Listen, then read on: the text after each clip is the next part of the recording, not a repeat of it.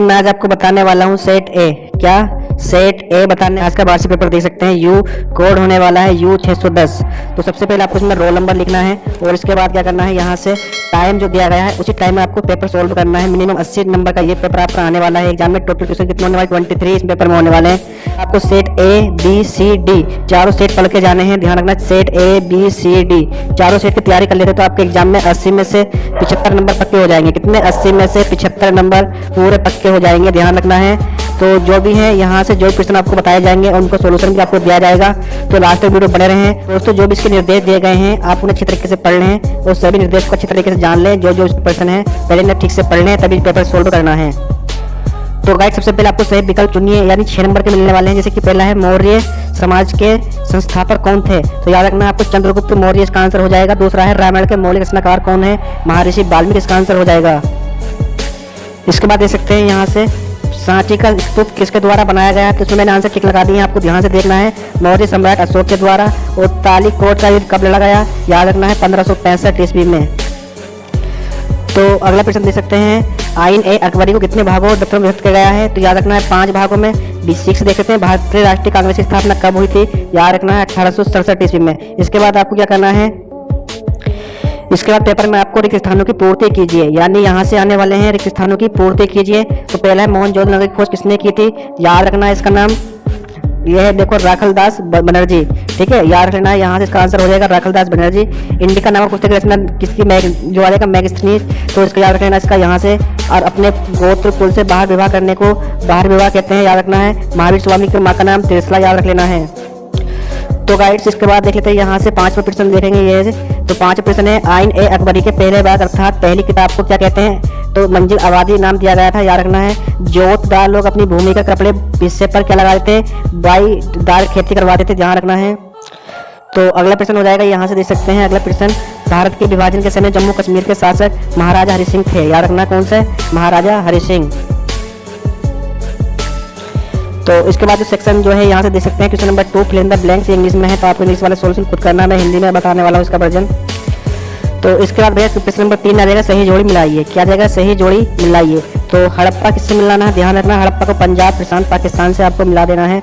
इसके बाद कौटिल्य को देखो किससे मिलाना है, अर्थशास्त्र नामक ग्रंथ के रचयिता थे, तो यहाँ से मिला देना है। आल ब्रूनी को किससे मिलाना है, देखेंगे आल ब्रूनी, तो आल ब्रूनी को मिला देना है फर्स्ट वाले से। किताब अल हिंद से अमीर खुसरो किससे मिलाना है, 4th वाला लास्ट में मिलेगा बिल्कुल। माध्यकालीन महान कवि एवं लेखक मुगल साम्राज्य का अंतिम शासक, तो यहाँ पर आ जाएगा बहादुर शाह द्वितीय। और रैयत क्या हो जाएगा, यहाँ से किसान आ जाएगा। इस तरीके से आपको मैचिंग कर देनी है। इसके बाद एक वाक्य में उत्तर दीजिए, एक वाक्य में उत्तर देने हैं आपको। तो भारतीय पुरातत्व का जनक किसे कहा जाता है, कलिंगन को, याद रखना है। महात्मा बुद्ध को सत्य ज्ञान की प्राप्ति किस दिन हुई थी, तो वैशाख की पूर्णिमा के दिन हुई थी। फांसी पर मरना भारत में कितने वर्षों तक रहा, 12 वर्षों तक रहा। तुगलक राजवंश की नींव किसने डाली थी, वीर नरसिंह सिंह ने डाली थी। लॉर्ड कॉर्नवालिस कौन थे, गवर्नर थे। विद्रोही सिपाही ने किस भारत का सम्राट घोषित किया था, बहादुर शाह द्वितीय ने किया था। भारतीय संविधान किस दिन लागू हुआ था, 26 जनवरी 1950 को लागू हुआ था।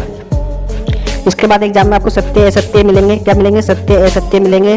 तो सत्य असत्य में क्या करना है आपको, तो इसी के सामने इसका आंसर लिख देने हैं। तो 6 नंबर के प्रश्न आने वाले हैं, चलिए इनको कर लेते हैं। पहला प्रश्न क्या है देख सकते हैं यहाँ से। तो पहला प्रश्न है मानकों का निर्माण करना हड़प्पा सभ्यता के लोगों का महत्वपूर्ण उद्योग था, तो ये क्या हो जाएगा, सत्य हो जाएगा। पहला वाला देख सकते हैं यहाँ से।